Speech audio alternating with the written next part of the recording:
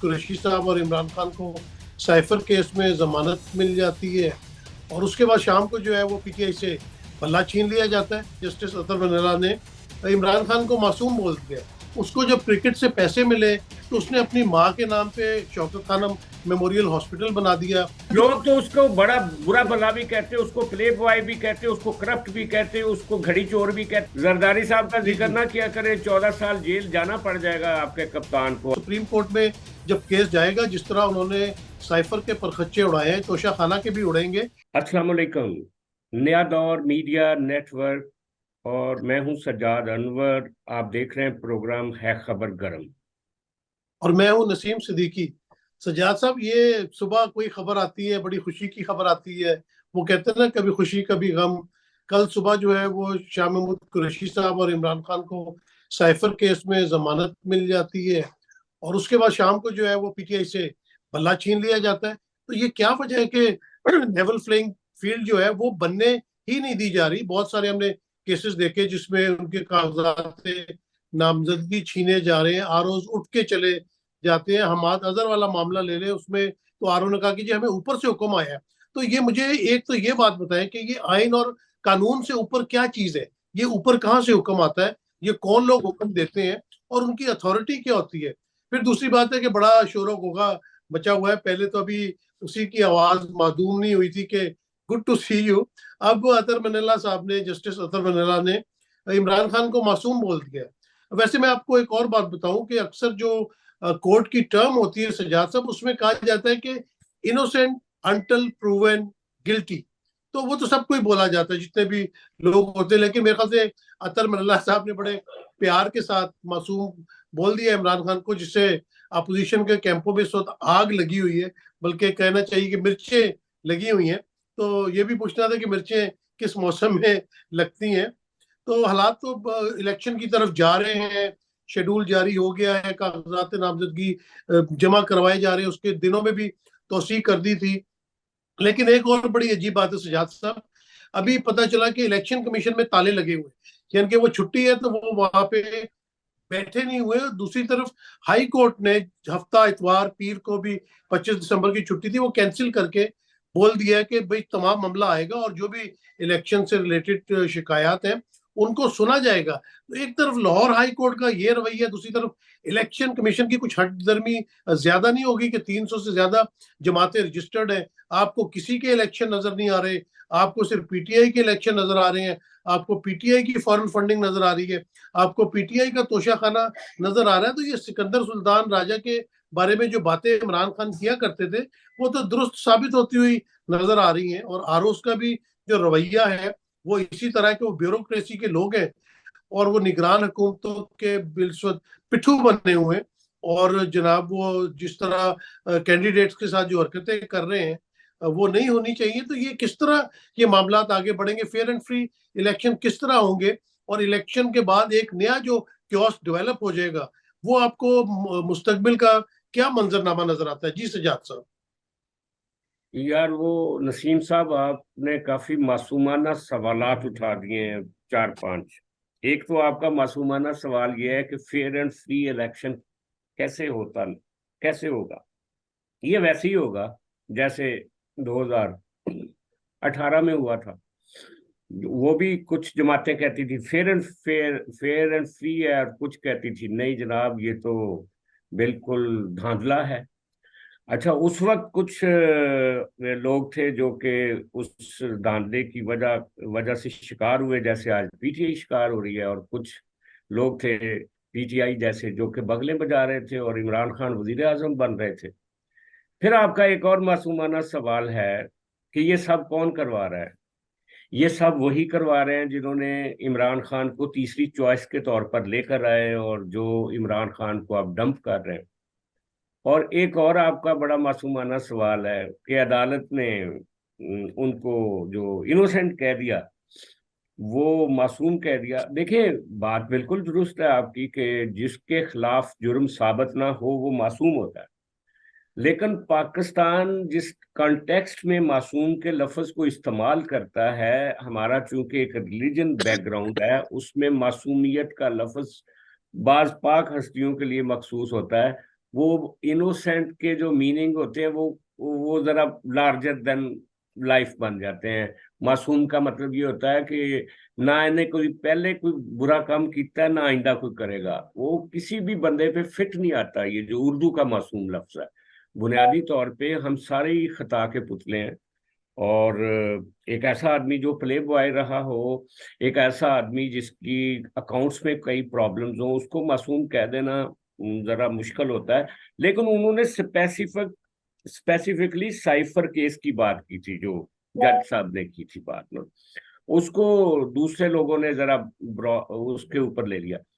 पर सवाल बुनियादी ये है इस वक्त का, आज का, कि ये जो बल्ला छीन लिया गया है, इलेक्शन कमीशन ने उस वक्त फैसला दिया जब पीटीआई के सामने सैटरडे और संडे 2 दिन हैं, जब अदालतें भी उस तरह से अवेलेबल नहीं होती। मंडे और फिर आज अदालत जाने से पहले ही पीटीआई ने भी माइंड चेंज कर लिया कि उन्होंने पेशावर हाई कोर्ट जाना है या कहाँ जाना है, वो कोई मुशावरत कर रहे हैं। आज तक उन्होंने कोई अभी तक उसके ऊपर यानी कि अपील दायर नहीं की।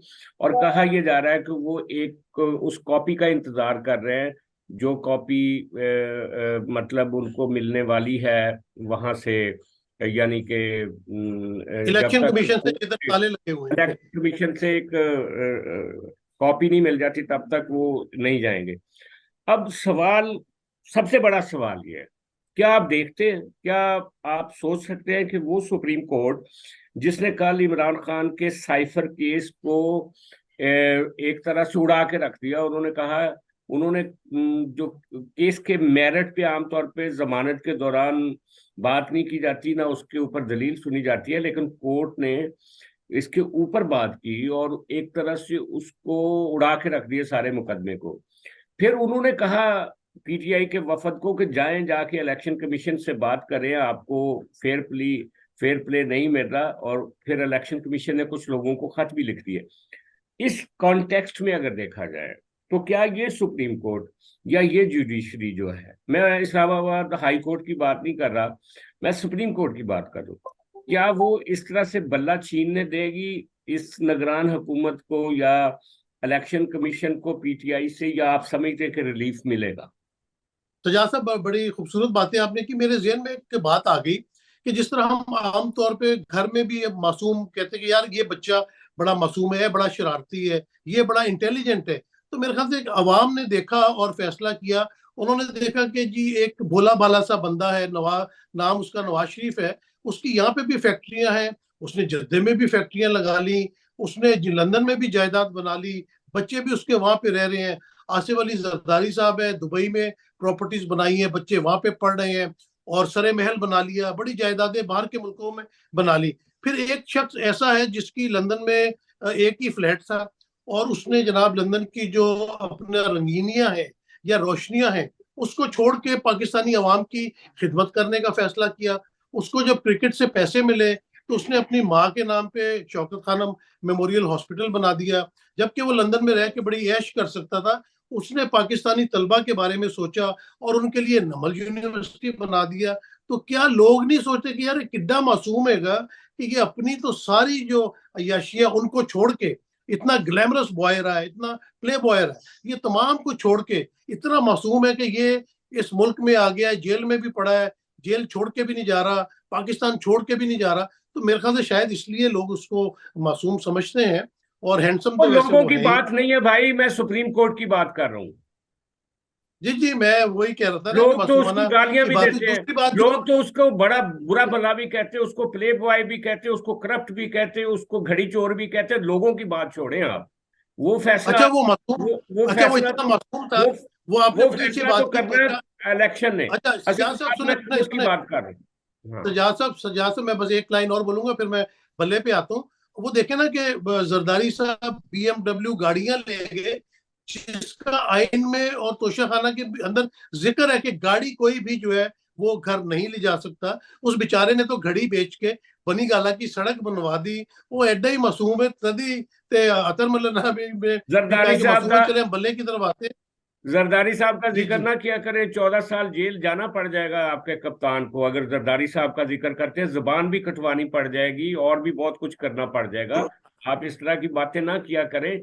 आपका मॉडल जो है ना वो मियां नवाज शरीफ वाला ही है। मियां नवाज शरीफ भी 16 साल तक, 18 साल तक उनकी करप्शन किसी ने ना उसके ऊपर सवाल उठाया था, ना किसी ने साबित की थी।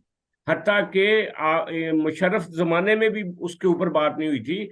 जब उसको इक़्तिदार से हटाया गया था, मोहतरमा बेनजीर भुट्टो ने 92 में कह दिया था कि हाँ, इसमें मोटरवे में करप्शन हुई है और पैसा बाहर गया, लेकिन किसी ने कान नहीं धरा था। लेकिन जब उन्होंने साबित करना था, उन्होंने उस वक्त किया और उसको नहल कर दिया। इसलिए ये करप्शन की कहानियां सारी रावलपिंडी से बनती है। इसको छोड़ दें आप आगे चलें, यानी आप कि बल्ले पे। चले चले चले हम आगे चलते हैं, क्योंकि पाकिस्तान में तो करप्शन है ही नहीं, गरीब बड़ा खुशहाल है, पेट्रोल बड़ा करप्शन सस्ता करप्शन मिल रहा ऑल है। टुगेदर सारे करते हैं। करप्शन जो है वो उसका ताल्लुक किसी एक पार्टी या दूसरी पार्टी से नहीं है। सबसे बड़ी करप्शन जो सिस्टम करती है, ब्यूरोक्रेसी करती है, सिविल मिलिट्री ब्यूरोक्रेसी करती। हमने सिविल मिलिट्री ब्यूरोक्रेसी ने जो नैरेटिव करप्शन का बनाया हुआ सियासतदानों के खिलाफ और सियासी जमातों को डिफेम करने का, उसकी हम एक्सटेंशन बन गए, उसकी सैटेलाइट बन गए अनफॉर्चुनेटली। हमें नहीं नहीं कम नहीं, अज ऐसी कम बात एक नहीं है। ढाल के देखिए बात करनी करप्शन चाहिए हो रही और है इस तो तरह मुल्क की जो है बात वो करनी चाहिए दुनिया जो में 140वें नंबर पे हमारी अदलिया पहुंची हुई है। करप्शन इस मुल्क के अंदर हो रही है, गरीब दो वक्त की रोटी को तरस रहा है। लेकिन दूसरी तरफ सजाद साहब आप ठीक कह रहे हैं, क्योंकि हमारे साबिक जो आर्मी चीफ थे वो भी कहते थे कि करप्शन को छोड़े, क्योंकि करप्शन अब पाकिस्तान में कोई बुरी बात नहीं समझी जाती। अब हम आ जाते हैं बल्ले की तरफ। बल्ले की आपने जिस तरह बात की, देखें एक इलेक्शन बिल्कुल करीब आ गए हैं। आपने कहा जी इंट्रा पार्टी इलेक्शन करवाओ, उन्होंने अपने इंट्रा पार्टी इलेक्शन करवा लिए। उसमें कौन जो है वो अपना अकबर एस बाबर बना हुआ है, उसके केस के अंदर मुद्दई बना हुआ है, जिसका पीटीआई से फिलहाल कोई ताल्लुक भी नहीं है। तो बात यह कि ये सारा लंदन प्लान जो बना था, जिसका भाई जिक्र अब इमरान बात खान आगे साहब निकल करते गई। रहे, अब ये सवाल है कि क्या जुडिशरी इस पे रिलीफ देगी या नहीं देगी। वो तो वर्डिक्ट आना था, आ चुका है। अब उसको वो तो जो डैमेज होना था हो गया सरीकी साहब। अब आप ये देखें कि आगे क्या होगा। जी बिल्कुल सजाद साहब, मेरा ख्याल है कि सुप्रीम कोर्ट में जब केस जाएगा, जिस तरह उन्होंने साइफर के परखच्चे उड़ाए हैं, तोशा खाना के भी उड़ेंगे, क्योंकि इनको केस बनाने नहीं आते। ये अभी तक उसी दुनिया में रह रहे हैं जी, बकरी चोरी कर दी, फला चोरी कर दी, फला बंदे से केस करवा दिया, नालूम नामालूम अफराद का केस जो है फौरन ले लिया जाता है, आम आवाम रुलती रहती है। तो मेरे ख्याल से जब सुप्रीम कोर्ट में जाएगा और मेरिट के ऊपर बात होगी, तो मुझे पूरी उम्मीद है कि वहां से रिलीफ इनको मिल सकता है, बल्ले का निशान इनको वापस मिल सकता है। और फिर देखें ना ये क्या मेंटेलिटी है, बल्ले की क्या अहमियत है। अहमियत तो इमरान खान साहब की है, अहमियत तो पीटीआई की है। जब वहां पे आप उनको कोई घड़ी का निशान दे दे, घोड़े का निशान दे दे, हॉकी का निशान दे दे, उससे क्या फर्क पड़ता है। लेकिन ये वो मेंटेलिटी है ना ऑपोजिशन की, जिस तरह निगरान गवर्नमेंट है इस वक्त जो आज है वो मुस्लिम बिल की लीग नून ने बनी कहा है मुस्लिम ना लीग कि नून की। इनको उसी घड़ी का निशान दे दिया जाए जो घड़ी चोरी की है इन्होंने। तो फिर एवन फील्ड का निशान दे दिया जाए मुस्लिम लीग नून को, और सरे महल का निशान दे दिया जाए जरदारी साहब को, तो जरा ग्राउंड जो है ना वो लेवल प्लेइंग फील्ड बन जाएगी। तो बहरहाल ये छोटी छोटी बातें, आपने जिस तरह शुरू में कहा था कि कलम दवात पे भी इलेक्शन लड़ सकते हैं, वो तो फिर मौजे ही मौजे हो जाएंगी शेख साहब की, कि उनकी पार्टी इतनी पॉपुलर हो जाएगी। दूसरे कोई ना कोई रास्ते निकालेंगे, बड़े डिफरेंट डायनेमिक्स होंगे इस दफा। कहा पहले आप देखते कहा थे सजाद कहा, साहब, हमने और आपने कहा तो बड़े इलेक्शन कवर किए, लोगों को घरों कहा से तो निकालना पड़ता था। लेकिन मुझे उम्मीद है कि इस दफा यंग जनरेशन जो है वो खुद से वोट डालने बाहर जाएगी, कीमे वाले नान और बिरयानी पे शायद अट्रैक्ट नहीं होंगे। कहा तो यही जा रहा जी है, इस सजाद पर साहब। सुना भी यही जा रहा है कि इनको कोर्ट्स की तरफ से रिलीफ मिल जाएगा। और अगर नहीं मिलेगा तो वो जो आमतौर पे पीटीआई के कुछ वकील कहते हैं कि हमारे पास प्लान 2 प्लान 3 मौजूद है, तो उनमें से एक प्लान ये भी है कि शेख रशीद साहब से जो उनका पूरा वो जो रेंट ए पार्टी वाली कहानी है ना, पहले कहते थे rent a country, rent a army, अब रेंट अ पार्टी की बात आ रही है कि शेख रशीद साहब से उधार पे पार्टी ले ली जाएगी। उसके सारे वो जो क्या बोलते हैं लेटर हेड्स वगैरह, वो सारे जेल में चले जाएंगे, उसके ऊपर टिकटें जारी हो जाएंगी, कलम दवात पे अवाम को कहा जाएगा कि मोहर लगा दें। और इस तरह पीटीआई अपना एक रास्ता इलेक्शन में बना सकती है। लेकिन मुझे लगता है कि कोर्ट भी इनको रिलीफ देगा आने वाले दिनों में। और इस तरह से किसी एक पॉलिटिकल पार्टी को जो मेन कंटेस्टर है वो उसको आप उसका अलामत जो उसका सिंबल है वो वापस लेकर और पार्टी को इलेक्शन से आउट नहीं कर सकते। इसी तरह स्पेशल औरतों का और स्पेशल सीट्स का मामला होगा, वरना तो फिर पार्टी बिल्कुल ही डिप्राइव हो जाएगी हर मामले से। तो मेरा ख्याल है कि इस पे अदालतें जो हैं वो जरूर रिलीफ देंगी इमरान खान साहब को। लेकिन अब एक सवाल और भी है इसके साथ साथ कि अगर फॉर दैट मैटर रिलीफ मिल भी जाता है, लेकिन इनके उम्मीदवारों को फेयर प्ले नहीं मिलता, उनके खिलाफ मुकदमे कायम होते हैं या उनको उठा लिया जाता है या उनको मिसप्लेस कर दिया जाता है, तो फिर पीटीआई के लिए ये चैलेंज एक नया होगा।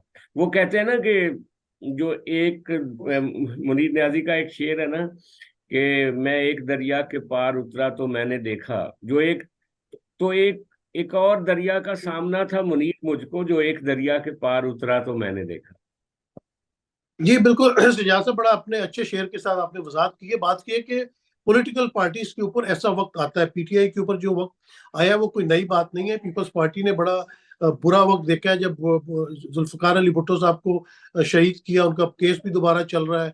उसके बाद पीपल्स पार्टी ने बड़ा टफ टाइम देखा। उसके बाद आपने देखा कि 99 में जब मुशर्रफ साहब ने टेक ओवर किया था तो मुस्लिम लीग नून के ऊपर भी बड़ी मुसीबतें थी, उनमें भी पार्टी छुड़वाई गई, लोग उनके जेलों में चले गए, जिला वतनी काटनी पड़ी नवाज शरीफ साहब को, शहबाज शरीफ साहब को, बल्कि उनके पूरे खानदान को। लेकिन फिर क्योंकि वो सियासतदान थे, फिर वो दोबारा वापस आए, उन्होंने कम बैक किया। अभी 2018 के बाद ऐसी बातें होती थी कि शायद मुस्लिम लीग नून खत्म हो गई है, नवाज शरीफ साहब बिल्कुल दोबारा कभी वापस नहीं आ सकेंगे। लेकिन सियासत में कोई बात हरफे आखिर नहीं होती। आपने देखा कि मियां मोहम्मद नवाज शरीफ साहब ने कम बैक किया, वो 3 दफा वजीर आजम रह चुके हैं, पाकिस्तान के बहुत बड़े लीडर हैं। जरदारी साहब ने जिस तरह आपने मिसाल दी 14 साल जेल काटी, फिर उन्होंने कम बैक की, पाकिस्तान के सदर बने। तो कोई बात नहीं, अगर पीटीआई के ऊपर मुश्किलात आ रही हैं तो डेफिनेटली जब अपना इस तरह के हालात होते हैं, आपको सियासत करनी होती है, खासतौर पे पाकिस्तान में या हमारे साउथ ईस्ट एशिया में आप ले लें, इसी तरह की पॉलिटिक्स होती है, तो उसमें तो और ज्यादा बेहतर तरीके से पार्टीज बन के आगे आती हैं। इमरान खान साहब अभी यंग हैं, आगे बहुत उनके टाइम है, तो अगर वो कुछ साल जेल में काट लेंगे तो शायद वहां से तजुर्बे हासिल कर लें, जो जरदारी साहब ने वहां से पीएचडी की या नवाज शरीफ साहब ने की, तो उनके भी सीवी में ऐड हो जाएगा जी कि उन्होंने वहां से डिग्री ली अडयाला जेल से। तो बड़ा कुछ सीखने को मिलता है। बड़ी जो गलतियां की पीटीआई ने या इमरान खान साहब ने अपने दौर में, तो इस तरह की अपोजिशन पहले उन्होंने की नहीं थी कि हुकूमत करने के बाद जो अपोजिशन होती है वो ज्यादा टफ होती है। आपने जिस तरह कहा कि इल्जामात लगते हैं, झूठे लगते हैं, सच्चे लगते हैं, कोर्ट उनके फैसले करते हैं।